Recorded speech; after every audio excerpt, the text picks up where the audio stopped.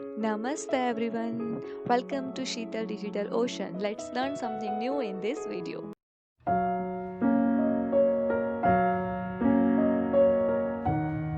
We will see JavaScript string in this video. Can declare a string within either single quotes or a double quotes. You can use quotes inside a string as long as they don't match the quotes surrounding the string. It means you can use single quote string inside a string which is surrounding by double quotes and vice versa. Let's see example. In this example, you see that the Sheetal is written in single quotes and the whole string is written in double quotes. Now if you want Sheetal is in a double quotes and then you write down a whole string is in a single quotes and Sheetal is in a double quotes like this. If you print variable 1 then output will be like this, and if you print variable 2 then output will be like this. So you can use single quote string inside a string which is surrounding by double quotes, and you can also use double quote string inside a string which is surrounding by single quotes. Let's do this thing.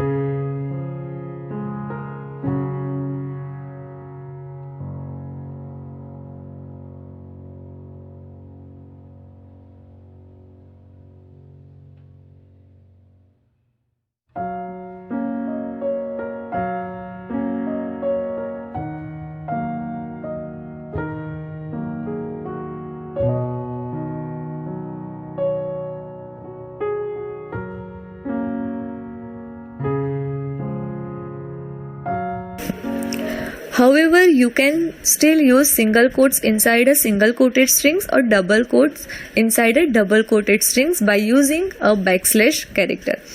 For example, in first example, you see that I use double quotes inside a double quoted string, and in second example, you see that I use single quotes inside a single quoted string using a backslash character.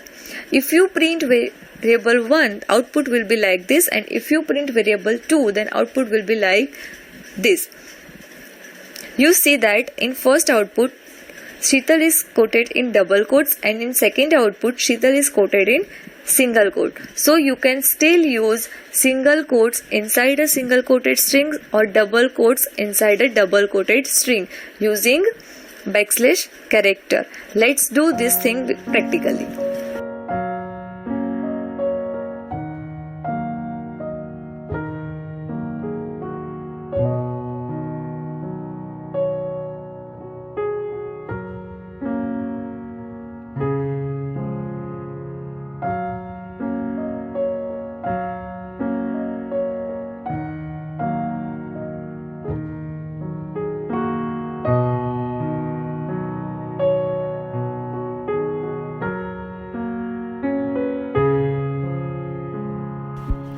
Let's see how to find out a string length.